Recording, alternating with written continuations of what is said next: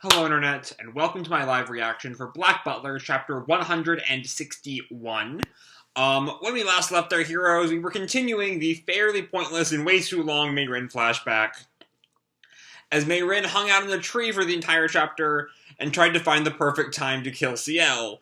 She tried to do it, but the bullet was deflected by a teacup from Sebastian in the chapter's only purely good moment. Sebastian continued to pour tea out of the bullet hole.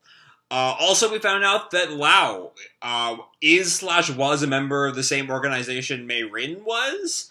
So that should be interesting. I don't know if we haven't really seen a lot of their interactions, or at the very least how that's colored their interactions in the past.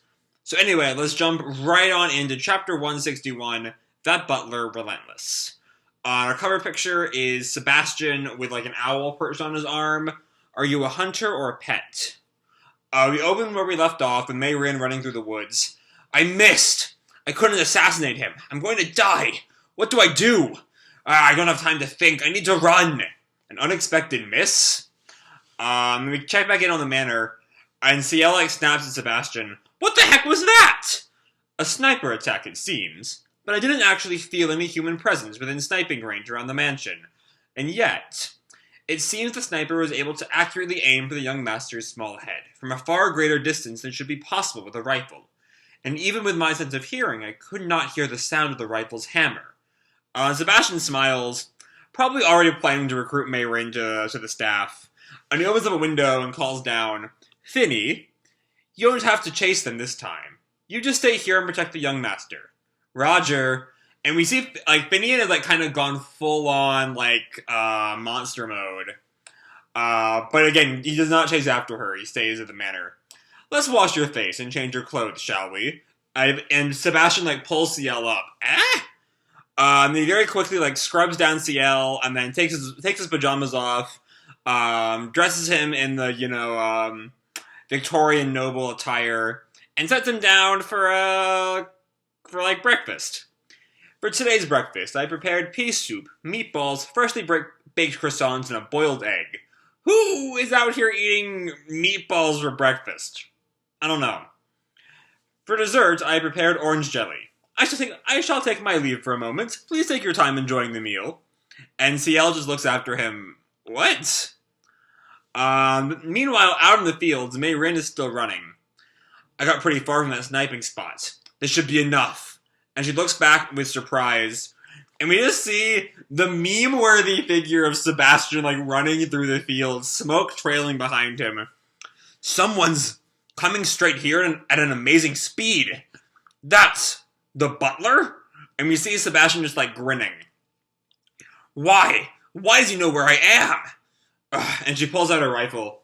But he's still far enough. I'll kill him here. Sebastian just keeps on, dancing behind the bullets. It's fucking comical, though I'm not sure if it's supposed to be. He dodged all my bullets? Don't tell me that gentleman is actually a powerful mercenary. And Sebastian jumps above Mey-Rin with the knives between his fingers. We hear some kind of sound. And he actually gets the King Bang assassin that was probably here to kill Mey-Rin. What? Dove? Oh, that's the same guy from last month. Alright. Was he here to dispose of me? Shit! And then she, pulls out another gun, I think? Oh no, she takes her rifle and, physically whacks Sebastian with it. Or Sebastian whacks it out of her hand, I think, and it goes bouncing away. We finally meet. And we have this, delightfully creepy shot of Sebastian. That's probably going to be our thumbnail for the video. And Mey-Rin braces herself for death. Excuse me, young master. I have caught the owl. We find her bound, hands bound behind her back on the floor in Ciel's bedroom when we next see her. This is Earl Phantomhive. Is that the sniper from this morning? Yes. He really is just a child. Please take a look. This is the sniper's rifle. It's not equipped with the sight used for long-range sniping. And Ciel's surprised by that, naturally. Haku of the Green Gang is after my life. Haku owns a remarkable sniper called Owl. That information was true, after all. So someone was probably Lau reading, giving all this info to CL. Mey-Rin is shocked to hear that. What does that mean? Is there a mole in the Green Gang?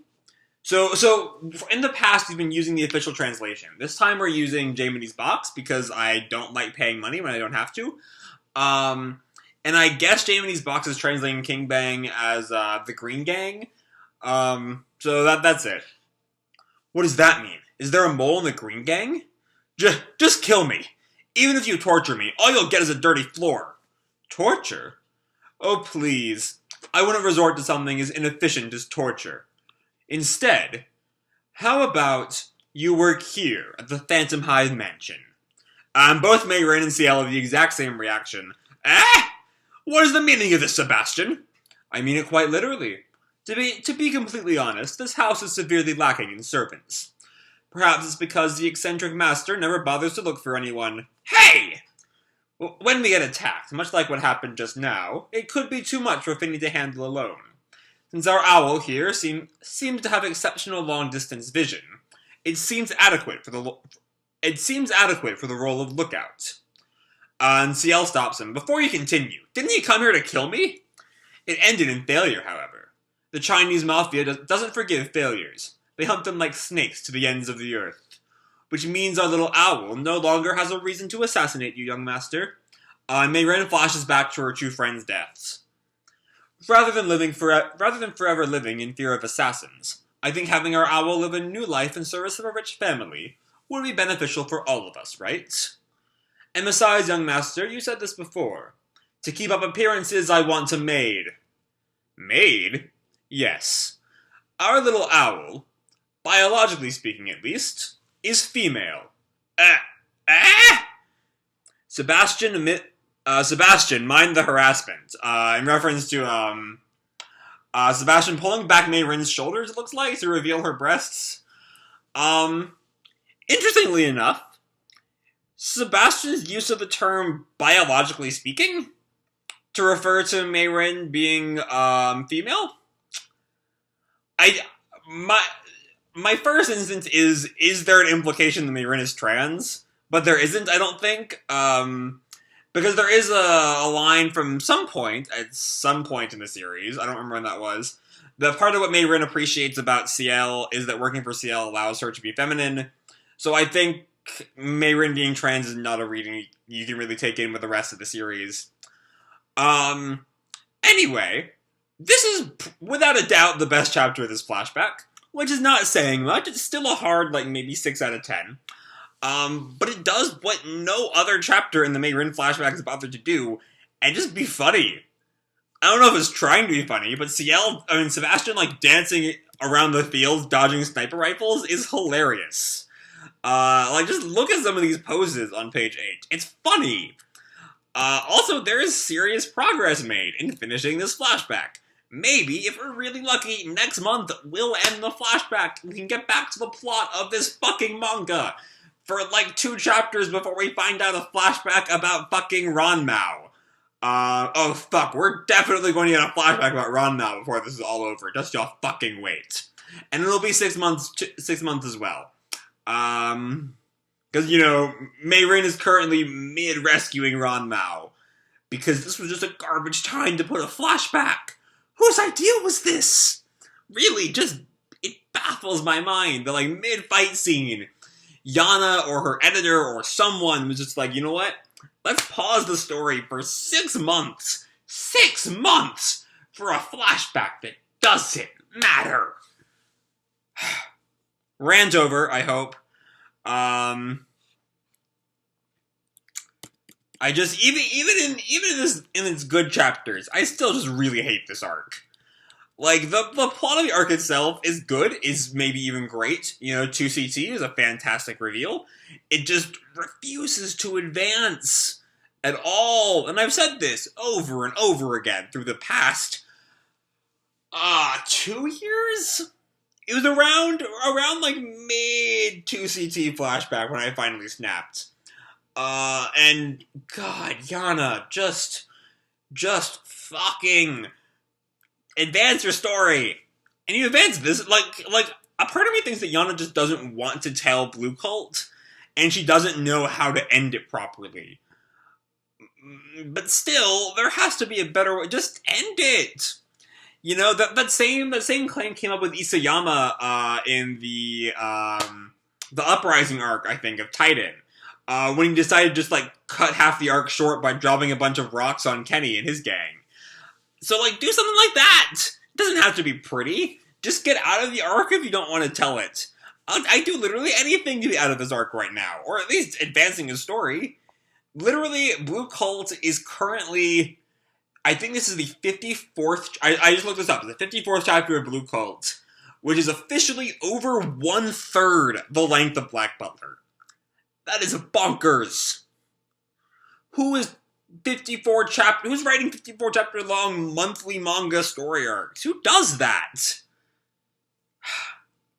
Anyway, the chapter itself, my feelings are mostly positive. It's just, God, this arc. Like, what's it coming to when this is a chapter I have room to praise?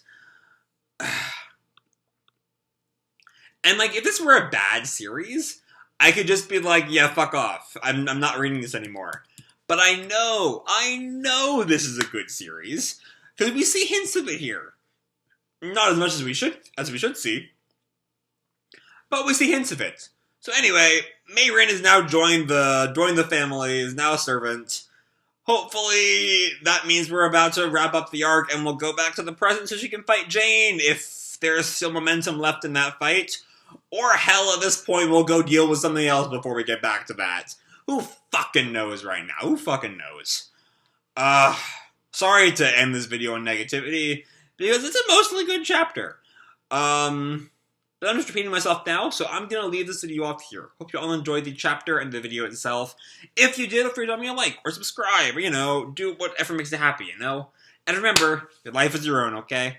Bye!